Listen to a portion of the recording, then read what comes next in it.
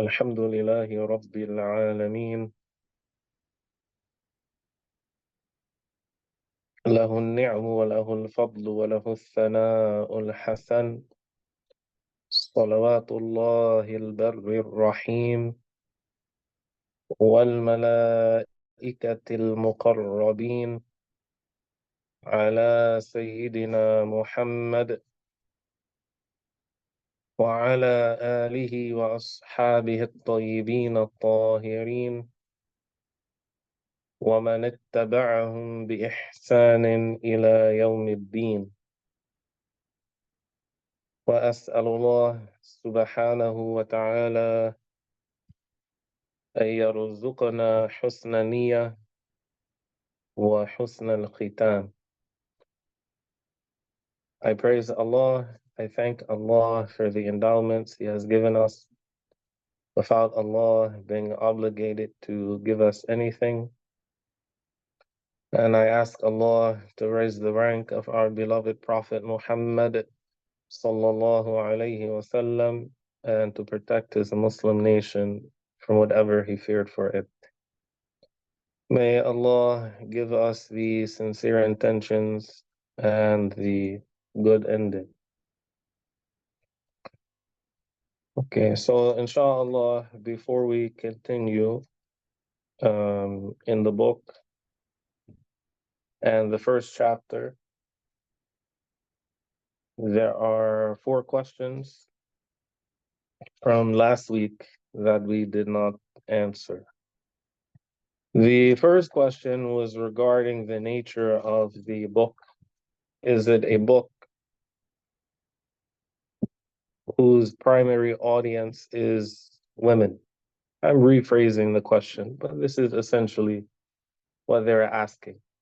Because there are many chapter headings that mention the wife this and the wife that, and your husband this and your husband that.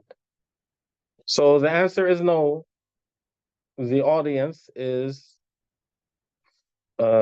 men and women who want to get married or who are already married. There is nothing, for the most part, in the book which is specific to women or specific to men. However, some people, they are not used to how certain things are presented in the religious texts. There are many references to the believers in the Qur'an. Al-Mu'minun. And Al-Mu'minun, for example, is masculine. Does that mean the female believers are excluded?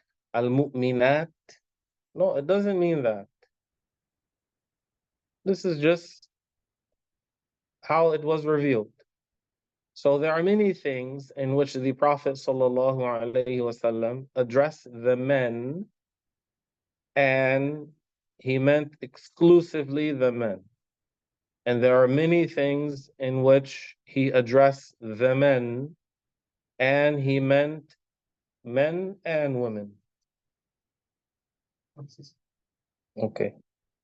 So again, if there's any sisters who are downstairs, please come upstairs. So sometimes the term that the Prophet ﷺ used is al-rijal, but it applies to both men and women. For example, the hadith of the Prophet ﷺ, إن الرجال يتخوضون في مال الله بغير حق فلهم النار يوم القيامة, which means that the men who handle the money of Allah without any right, then they will have hell on the day of judgment. Does that mean women can do whatever they want with money? No. But the Prophet ﷺ, he used the term al-rijal. So this is how the issues came in the religious texts. Sometimes when the Prophet addressed the women, it was exclusive to women. And sometimes it applied to men and women. So it depends. So let no sister feel that this is targeted towards them, that the women have to straighten up and the men can just do what they want. No, it's not like that. Every man must obey Allah and every woman must obey Allah. So that's the first question. The second question is, so I'm going to answer these questions before we start the first chapter. The first question is, or second, what behaviors of a husband equates to a divorce without him actually announcing divorce on the sister? In general, there is no such thing in general, but there are exceptions to that. Okay, I'll give you one exception. If the husband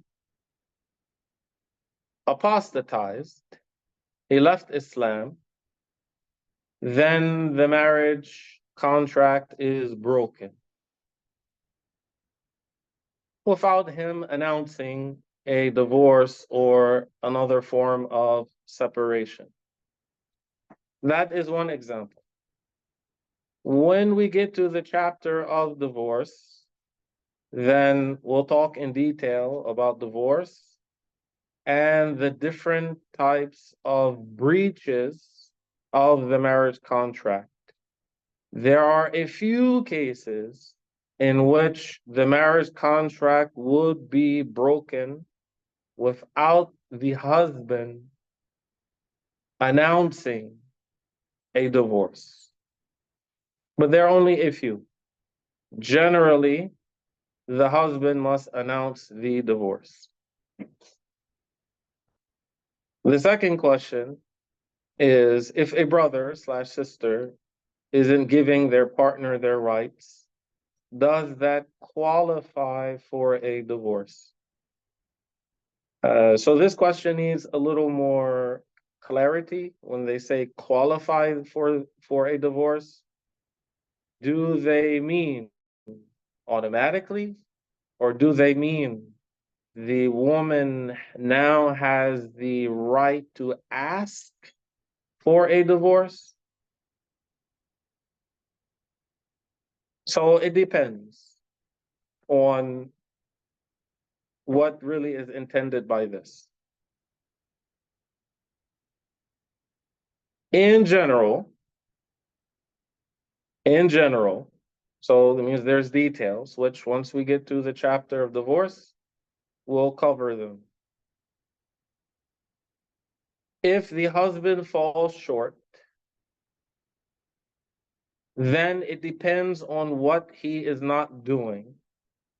That would make it permissible for the woman to seek a divorce or a khula. So it depends. If he is not providing the obligatory support, the nafaqah, then there is grounds for that. But if he is supporting her, but he, let's say, verbally abuses her, he calls her names, he cusses her left and right, that is not grounds for her to seek a divorce. Does that mean she's like his property and he can treat her however he wants? No, it doesn't mean that. But her recourse is not to tell him, divorce me, or go to the Muslim judge and tell him to divorce her from him. That's not her recourse. So what can she do? That's something for later. The third question is if the brother/sister isn't praying at all, does the marriage remain valid? The short answer is yes.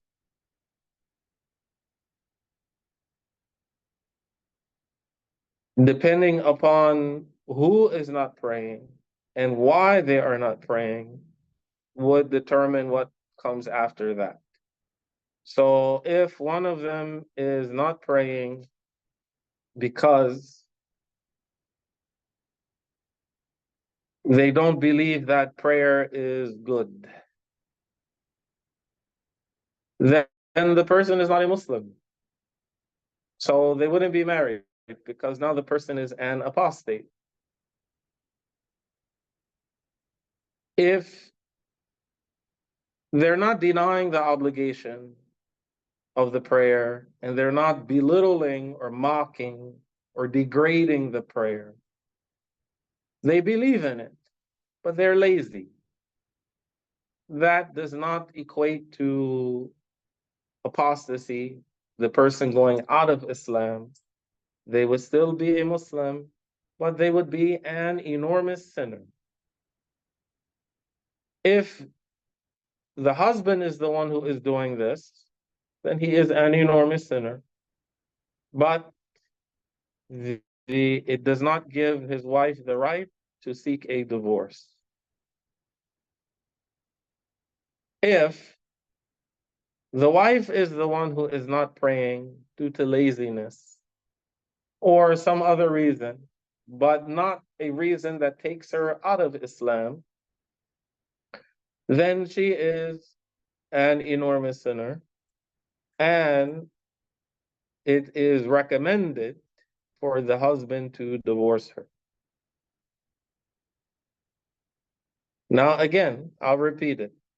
Does that mean the wife has no recourse? She is like his property. He can do whatever he wants. He can treat her however he wants. No, it doesn't mean that. She has recourse. She has recourse. What is her recourse? Let's talk about it once we get to the chapter of divorce. Now, before I continue, let me just point out a few things. One, take note that 3 out of the first 4 questions relate to divorce and separation. So that should give you an idea on the state of the Muslims and their marriages nowadays. They're not questions about choosing and how to please the other spouse. It's about getting away from the other spouse. So may Allah have mercy on us.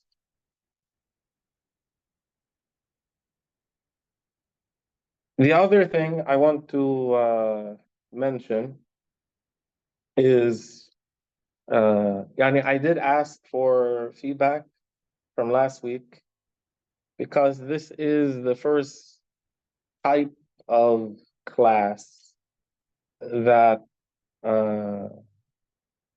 many of you have been in. Although I've been teaching here in the masjid for over a year. It's just most people didn't know.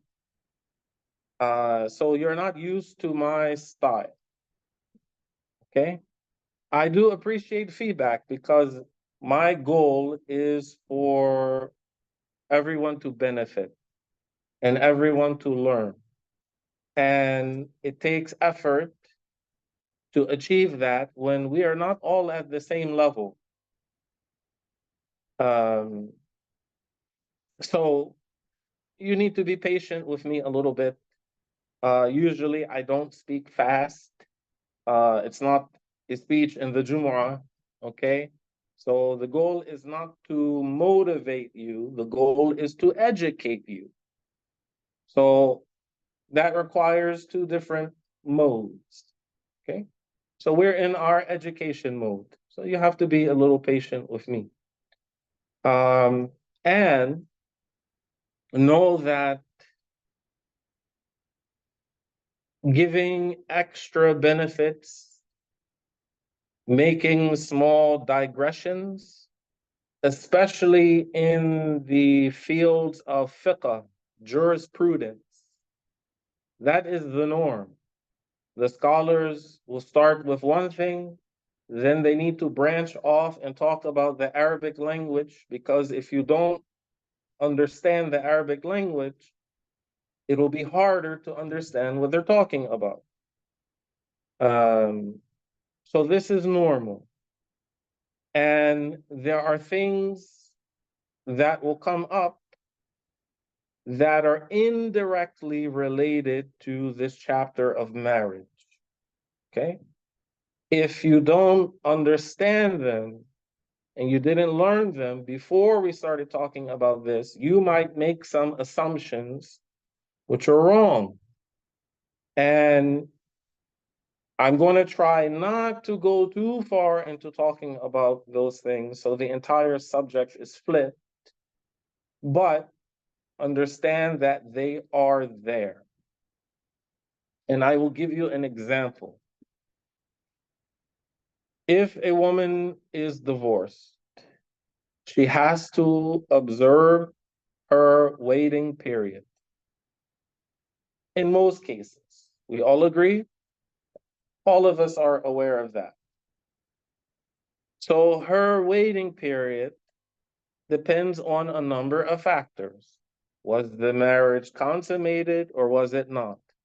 Does she have an iddah because her husband died, or he's still alive and there was a divorce or a breach? Was she married when the separation, was she pregnant when the separation took place or not? All of this would affect her iddah. Is she a free woman or a slave? Okay. When we count the iddah, we're going to count based upon either periods of purity, the period between menstrual cycles, or we're going to count the actual menstrual cycles, right? I think everybody here knows that. Now, many women nowadays, they take birth control. So, and many forms of birth control affects the regularity of their menstrual cycle. Sometimes they bleed more than normal. Sometimes there are long periods of time in between the menstrual cycles. If you have a woman who is taking birth control, her husband divorced her, and because of the birth control, she spots every day. Every day. It's not far-fetched. How does she count her menstrual cycle? You get my point? So if you're in that situation, you got to be tight and on point when it comes to what's actually menstrual blood and what's not. And if you're not, at least you know enough to go ask someone.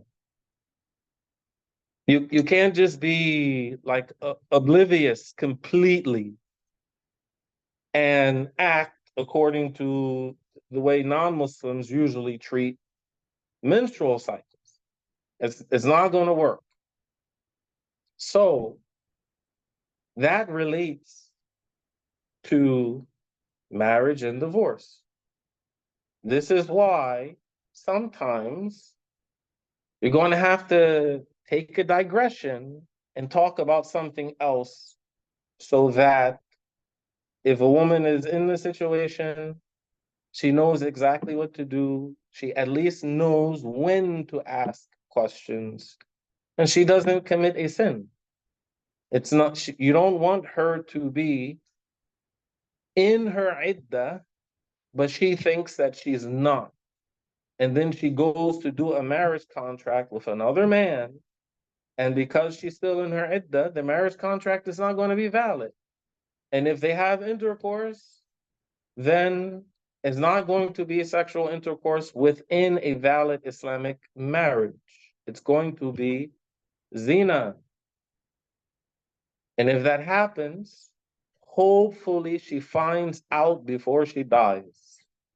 Because if she doesn't, then she is in danger of finding out on the day of judgment. And who wants to be in that situation? So, just be patient with me a little bit, and inshallah, we will all get to where we want to go together. So the author, may Allah have mercy upon him, said an-Nikah, marriage. So an-Nikah in Arabic is joining and combining. Okay? So this is a typical way that scholars start a topic.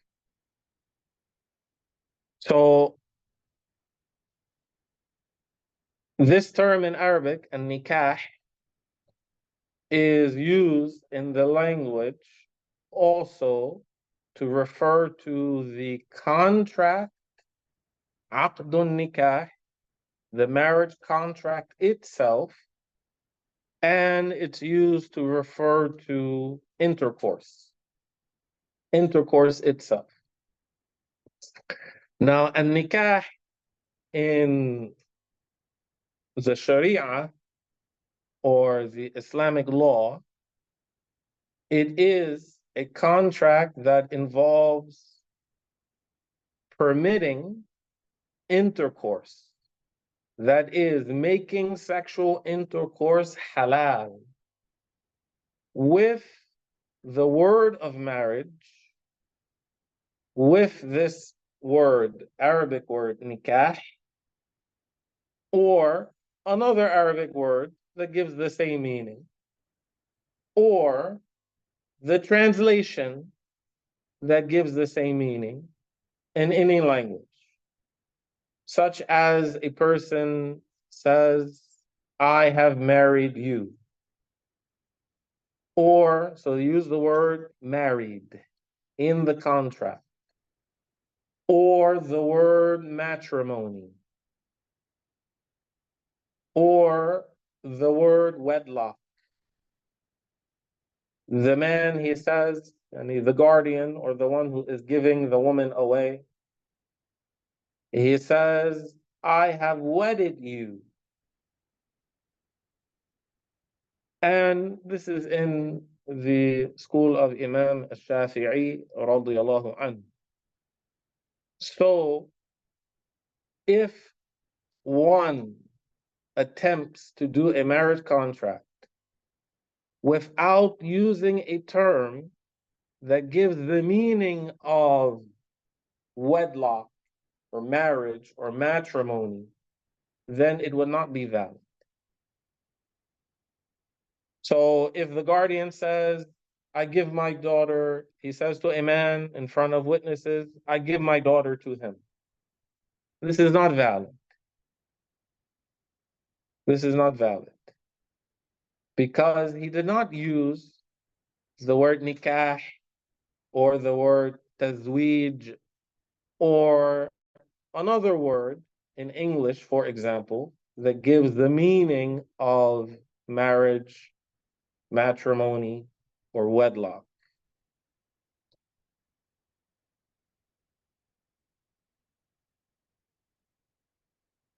According to some other madhabs, it is valid to use other words that indicate the meaning of marriage, but it is a slang word.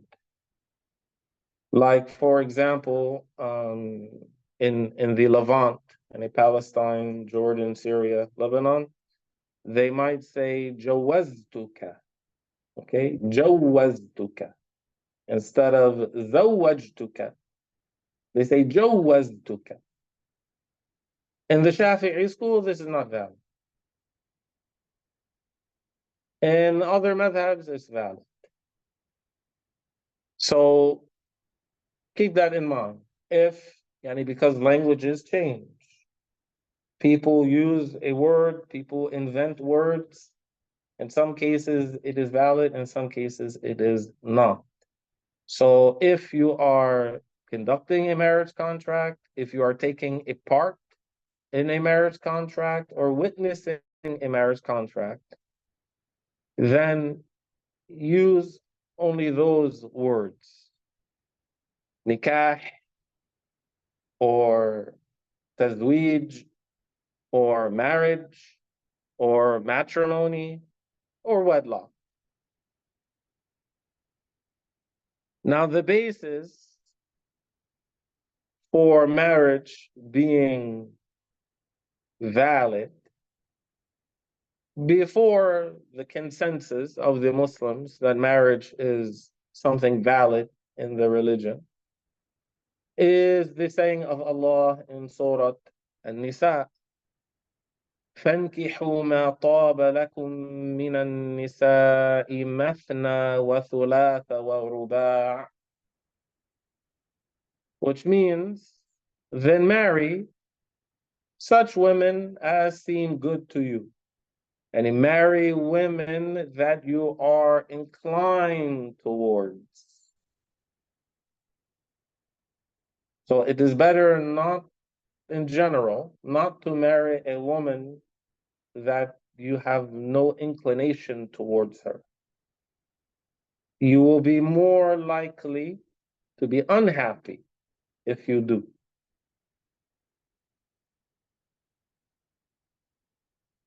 So marry such women that you are inclined towards. مَا طَابَ لَكُمْ, what you are inclined towards, what you deem good. 2 by 2, 3 by 3, and 4 by 4. And there are many hadith of the Prophet sallallahu alaihi wasallam that speak about marriage and its validity. Now, of course, we are Muslims. We know that marriage is valid. We know that there's a lot of goodness in the religion. However, there are some people that they are affected by the non-Muslims. So there are things which are well known to be a part of the religion that they deny. You have for at least the past 10 years this war that some people wage on marriage, claiming that marriage is not good, claiming that marriage is just a social construct. And this is sophistry. This is the talk of people who claim that everything is imaginary.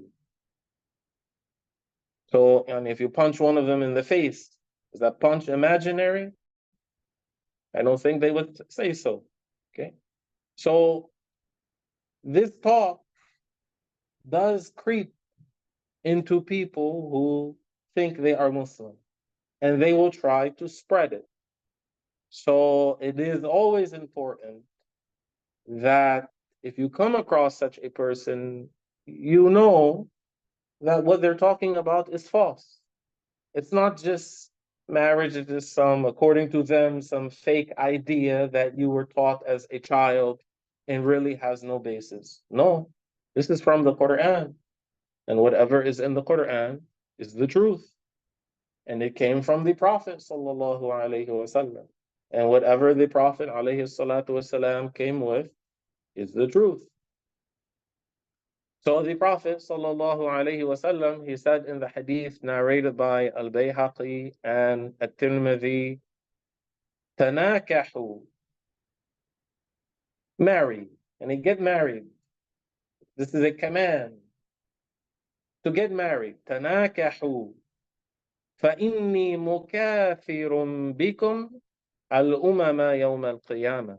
He said, "For I will boast of your numbers before the nations on the day of resurrection, the day of judgment." And so the believers on the day of judgment will be in rows. How many rows? Does anyone know? 120. Out of the 120 rows, yani all of the believers, all of the Muslims, from the time of Adam to the nation of Prophet Muhammad alayhi salatu wasalam, they'll be in 120 rows. Out of those 120 rows, how many of them are from this Muslim nation of Muhammad sallallahu alayhi wasallam? 80. 80.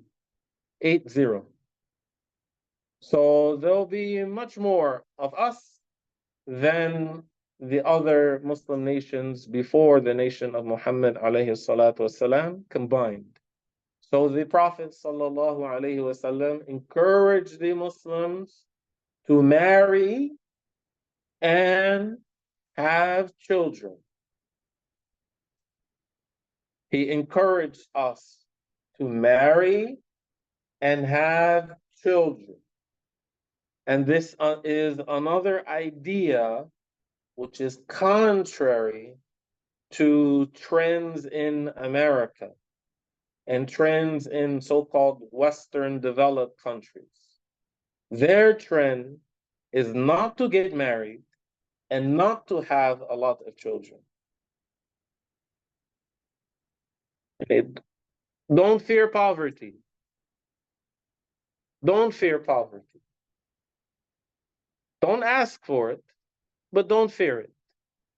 Don't say, I don't want to have a lot of children because I'm afraid of being poor and all of the money it will cost. Don't think like this. Remember what we said during the Riyadh. Whatever the religion came with is what's in our best interest, not our own personal opinion. So it is in our best interest as Muslims as a whole to have a lot of children. So we will be much more in number. And this is why the Prophet ﷺ encouraged it. Has anyone ever seen the movie Idiocracy? No? Okay. Look it up. Look it up. Idiocracy. And you'll know exactly what I mean. Okay? And it is a satire. But the premise of the satire is that as the quote-unquote sophisticated people busied themselves with their professional careers, and they would always put off having children, wait and wait and wait. I need to finish my master's. I need to finish my PhD. I need to get to this and that. So they push it off and push it off and push it off. And then they do what? Let's freeze our so-called eggs and things like this. And then they need to go to a fertility clinic. And then by the time they think they're ready, he can't have kids or she can't have kids. So the so-called smart people, they don't multiply as fast as the so-called low people. So the low people, according to the movie, they are procreating like rabbits. So eventually, the people who are not as smart far outnumber the so-called smart people, and they take over the world. Okay? That's, again, it's a satire. But the point is, The Muslims are the intelligent ones because we worship Allah. The Muslims are the intelligent ones. And we should not take our culture or deem what is good for us and our families from the culture and the mannerisms and the behaviors and the ideas of the non-Muslims. They do not worship Allah. We do. Also, among the purposes of marriage are the preservation and increase of the offspring of Muslims.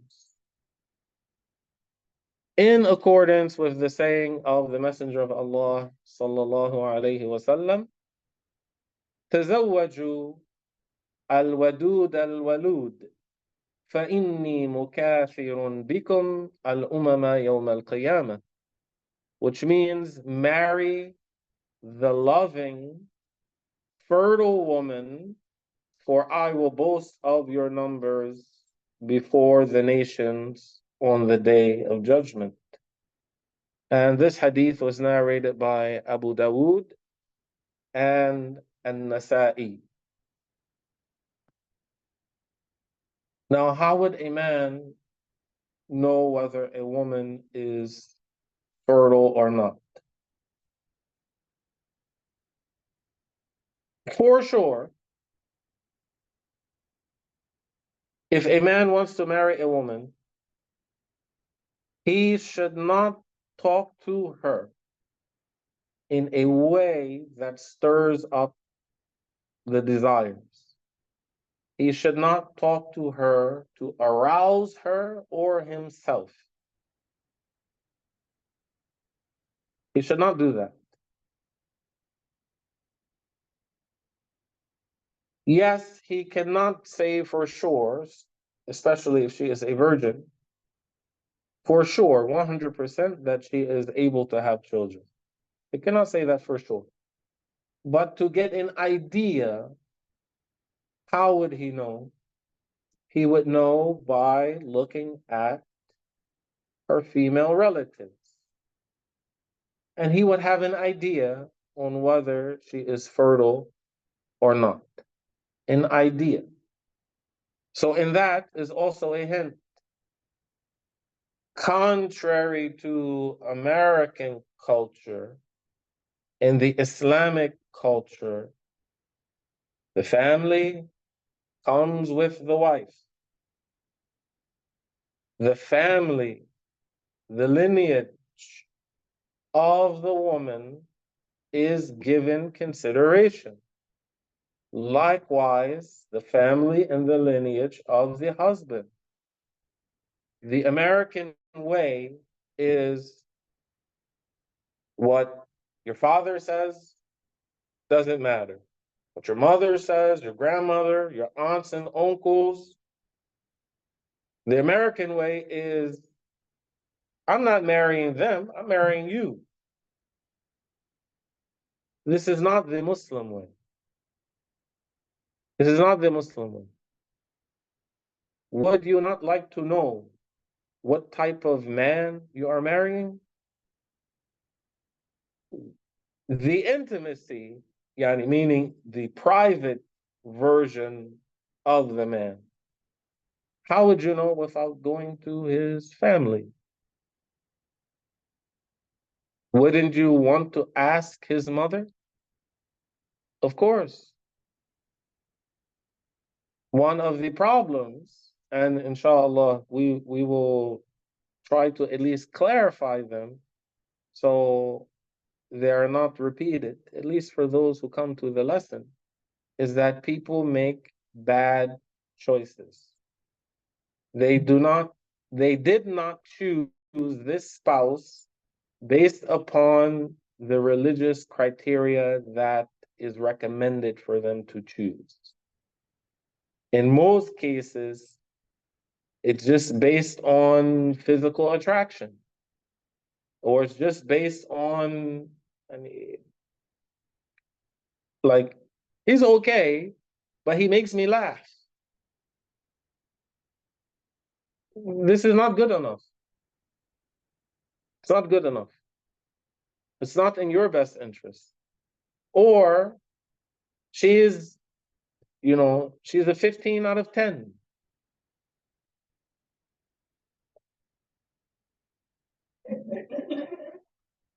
Even if that is the case, Islamically, it's better for you not to marry a woman like that. Let me repeat. Islamically, if you have a woman who is runway model, beautiful, naturally, or something like this, yeah, you know what like just everybody, just drooling over her. She's like supermodel, okay? Islamically, it is better not to marry her. Like, don't worry, somebody's going to marry her. But as far as you're concerned, don't marry her. Why? Because a woman like that, I usually, there are women who were exceptionally beautiful and they were pious. I'm not talking about a woman like that. But usually a woman who is that beautiful, either she's arrogant or she attracts trouble. Everyone is going to be talking about her, and all that talk is going to follow you home. So the religion says it's better not to choose a woman based upon that.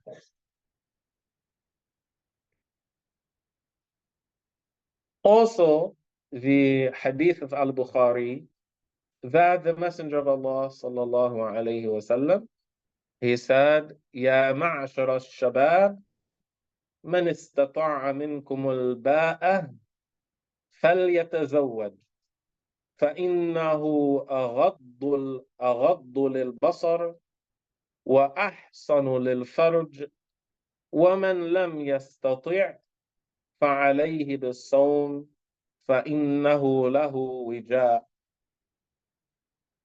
So this means, O young people, whoever among you has the capacity for al-ba'a, and we'll explain what that means. Whoever has the capacity for that should marry. For marriage helps lower the gaze and guard chastity. And whoever cannot afford it should fast, for it will be a restraint for him. Now, the scholars, they differed about, restraint means fasting would lower his sexual desire. The scholars, they differed about the meaning of this word, al-ba'a, al-ba'a. There are two interpretations that return to one meaning.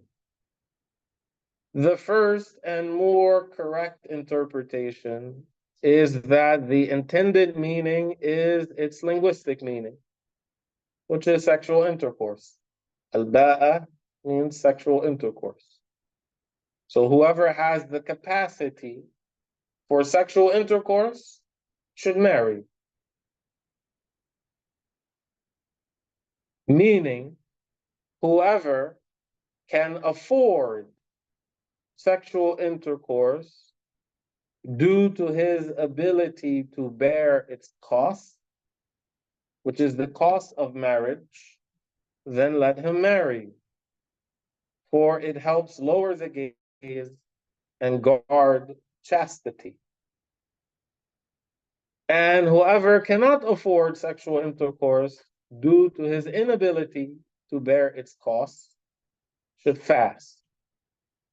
So in other words, if the man has the desire for sexual intercourse and can afford to get married, he can afford to take care of his obligations towards the woman, then it is recommended for him to marry. But if he cannot afford it, he has a need, but a physical need, but he cannot afford to take care of a woman, then it is better for him not to get married, but to fast, because the fasting would lower his sexual desire.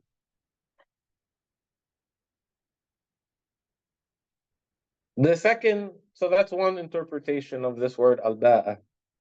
The second interpretation is that the intended meaning here of al-ba'a is the cost of marriage, meaning its expenses, the nafaqah, the obligatory support. So it was named after what it necessitates. So the intended meaning of the statement of the Prophet ﷺ would be, whoever of you can afford the cost of marriage, then let him marry. And whoever cannot afford it should fast, for the fasting will restrain him. Meaning the fasting would curb his desire.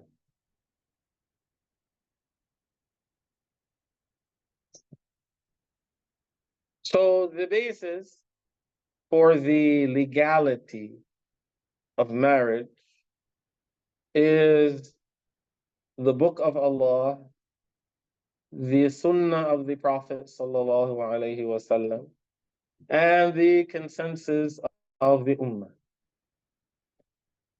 Marriage is recommended for one who needs it, meaning for the one who needs marriage and the ability to afford the requirements, which are that the person, so when we talk about the costs, the requirements, the expenses, what exactly does that refer to? It refers to three things. One, the dowry. And the dowry here refers to the immediate dowry, not the deferred one. So if the mahar, the marriage payment, the dowry, is going to be deferred, then he would not take that into consideration as to whether he can afford it. It is what is due now, immediately.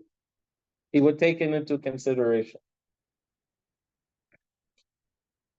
Number two, clothing for the season, meaning the season in which the marriage contract occurs.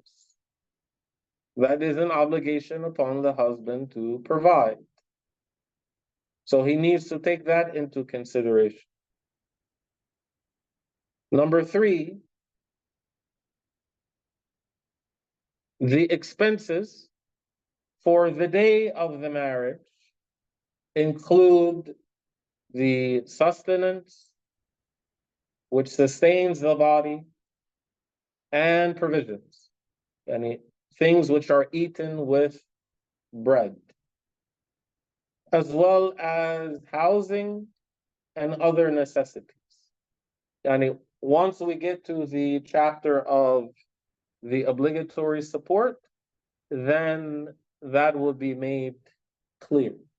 It is not an obligation upon the husband to provide a walk-in closet full of clothing and 30 pairs of shoes. So it's not an obligation. It's not an obligation upon him to provide a 4-course meal every day. So what exactly is the obligation as far as the minimum, for example? That will come later on. But these 3 things is what he takes into consideration as to whether he can afford to get married. If he has a need and he cannot afford to get married, then what is better for him is to do what? To fast. To fast.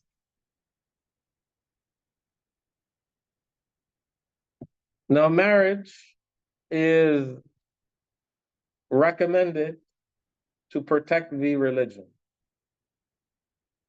So if one can afford the cost, meaning he finds the dowry, clothing for the season, and the expenses for the day of the marriage, it is recommended for him to marry regardless of whether he is engaged in worship or not.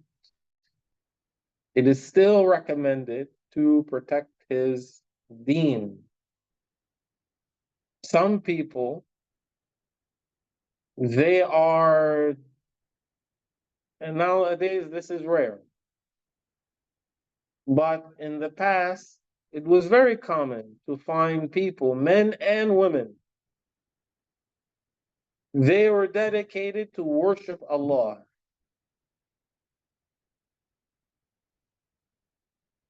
They didn't work. They didn't even play as a child. They wouldn't play with other children as a child. There were people like this. Imam an-Nawawi was like that. The children used to bully him and make him cry because he refused to play with them. And when a sheikh asked, why don't you play with the other children? Imam an-Nawawi, he said, we were not created for that as a child. So you have people who would dedicate themselves to worship. Even that person, if they have a need for marriage and they can afford it, it is recommended for them to get married. And what is the purpose of mentioning that? Because once he gets married, or once she gets married, aren't they going to get busy doing other things? Yes. What person got married and nothing changed in their life? Or they didn't get busy with the needs of another person or any children who came after that. So despite the possibility that this person would not have as much time to worship Allah, despite that, it would still be recommended for him to get married if he has a need and he can afford it. However, if he cannot afford its costs, it is recommended that he leave it and curb his desire by fasting regularly and voluntarily. So voluntarily means what? He does not have to make a vow, another, for the fasting to be an obligation upon him to do it.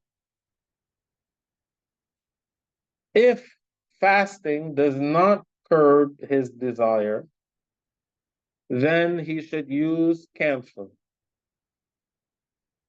Now, Abdul Jabbar, he knows what that is. Yeah. So camphor is used by inhaling some of it in the morning and the evening, and that would curb the sexual desire of the person. If this is recommended, if they cannot afford to get married, they can't find what they need to cover the expenses, and fasting does not work.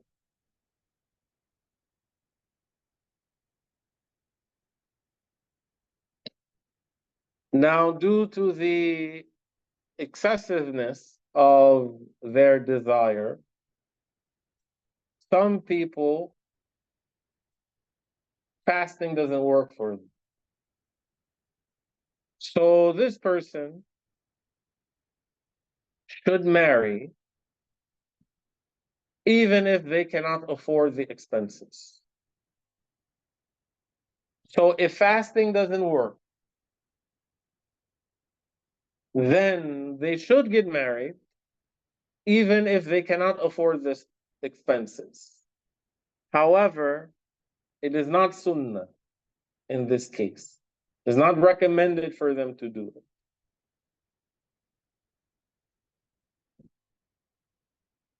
Now, going back to the camphor, does everyone know what it is? Like it's in mothballs, okay? It is permissible to use it. However, it is not permissible to drink it.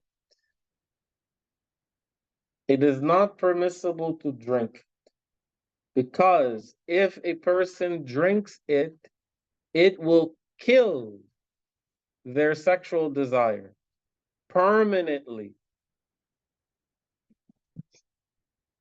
And it will never come back. So it is haram to do that. It is haram to do that. It is not permissible to harm yourself. It is not permissible. So one only inhales it slightly to lessen, to lighten the desire, but not to cut it off. So using anything to cut off the sexual desire completely is not permissible.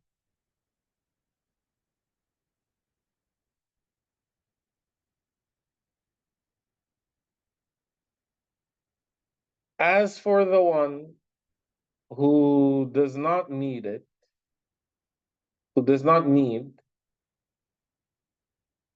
uh,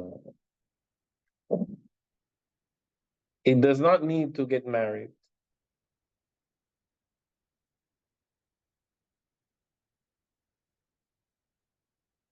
then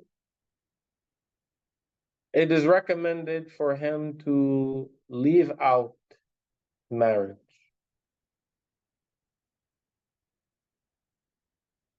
If he does not need it, it is recommended for him to leave out marriage.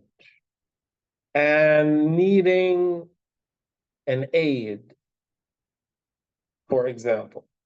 So in some countries, it is common that an old man would marry a young woman to, he would say, to help him. He's old, he needs a young woman to help him.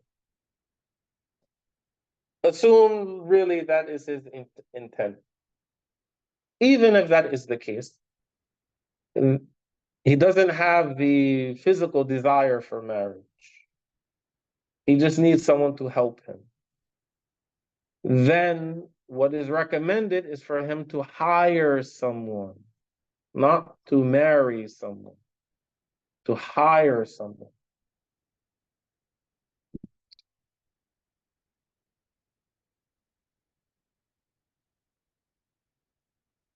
So for one who does not need marriage and is not inclined towards it, whether for a reason or not, it is disliked for him to marry.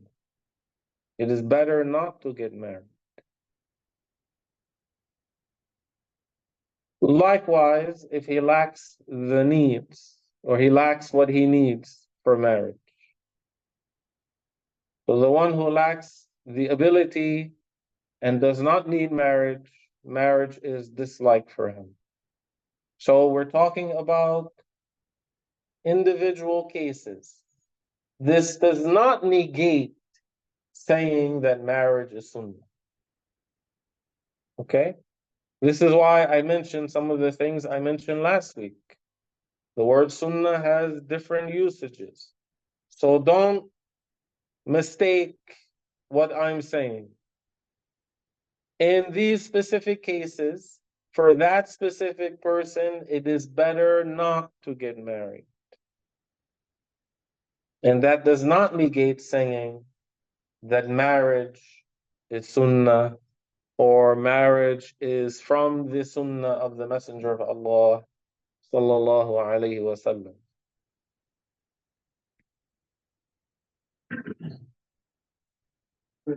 Yes. Okay. Yeah. So inshallah, let's stop here. If anyone has any questions, feel free to ask. Yes. Said, for and providing everything prepared for. I never heard that it's recommended or permissible for women to use it. I'll ask about it.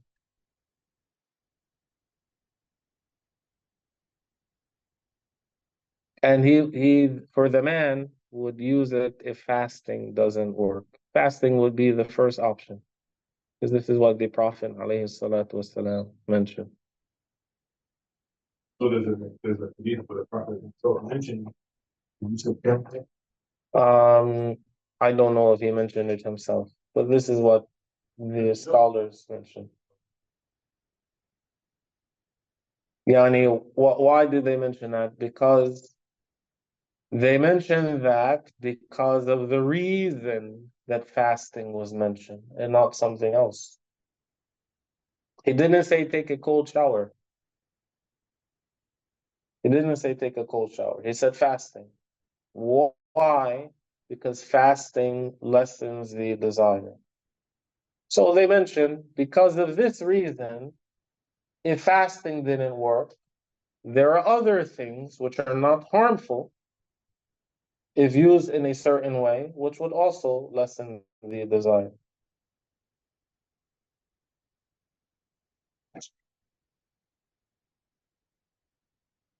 Any other questions?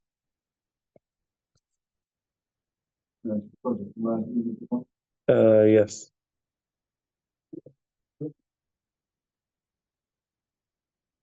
Hmm? One of the other sheikhs told me that they did use the pamphlet, like in times of war. Yes. The armies would use it, yes. That's true. So the soldiers and armies, they used to use it to lessen the desire. Okay, so someone asked here, when you mention about men choosing someone that they are inclined to, did you say that this is what's recommended for him to do? Yes. And this is from the hadith of the Prophet sallallahu alaihi wasallam, which we'll get to that. But briefly, the Prophet mentioned if you want to marry a woman, meaning when you have decided to go and ask, you know someone who has a daughter, you want to go and ask, but you've never seen her before. But before you ask to marry her, the Prophet ﷺ recommended that you look at her. And he said why? Because this would make it more likely that you would live together in harmony. Now, what do you look at? Well, we'll get to that. It doesn't mean, become a peeping Tom or something like this. The next question is what is specifically is meant here as inclination? What qualities should he weigh or consider? And her physical beauty, that's what he's referring to. Her physical beauty and her health. But that will come again in its proper place. I'm sorry, sister had her hand up. Yes.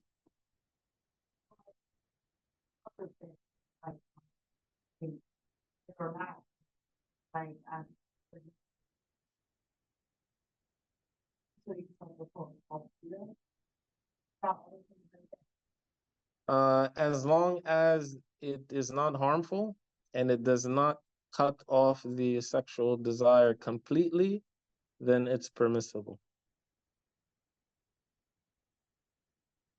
So if it cuts it off completely, then it's not permissible.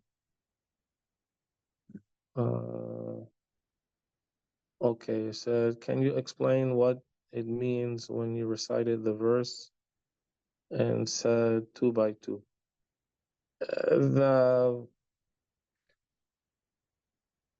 We'll come back to that, inshallah. So can you repeat what you said? The word wise. I don't understand the second question. Criteria in terms of when it would be sunnah for a woman to marry.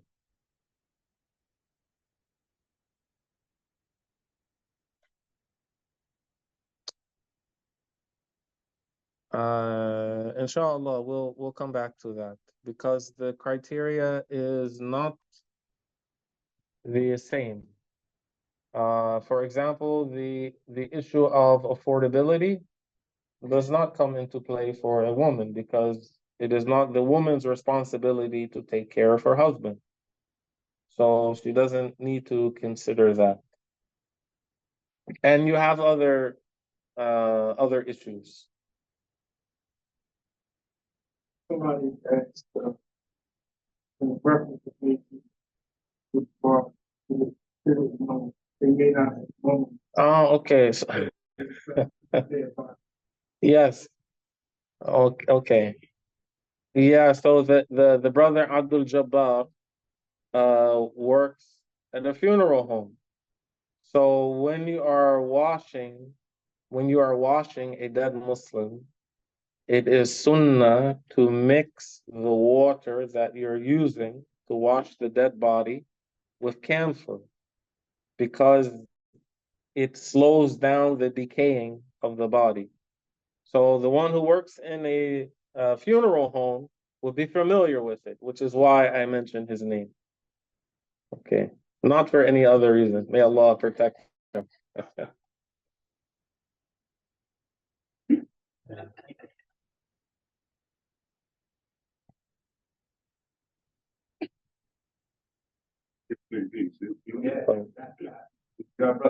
Yeah. Any other questions?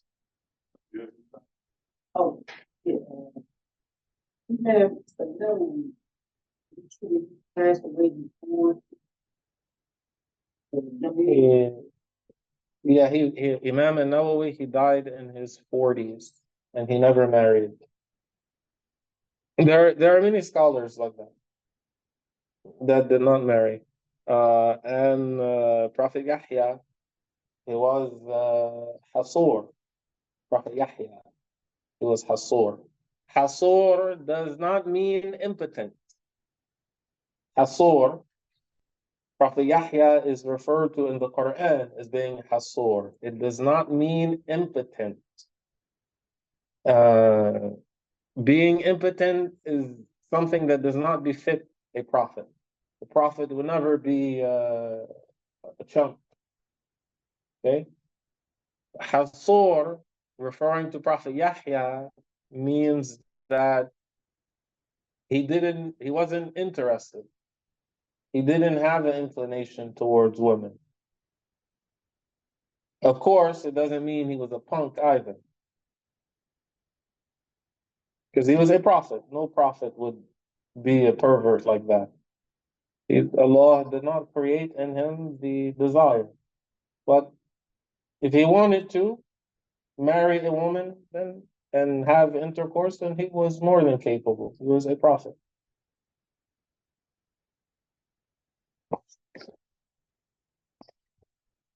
Someone asks, when getting married, how does marriage contract get performed according to one madhab? So we didn't get there yet. Inshallah, we will cover how a marriage contract is actually performed and the conditions. So, inshallah, when we get to it, we'll cover it. فسبحان الله وبحمده وأشهد أن لا إله إلا الله وأستغفر الله وأتوب إليه. بارك الله فيكم وأحسن الله إليكم.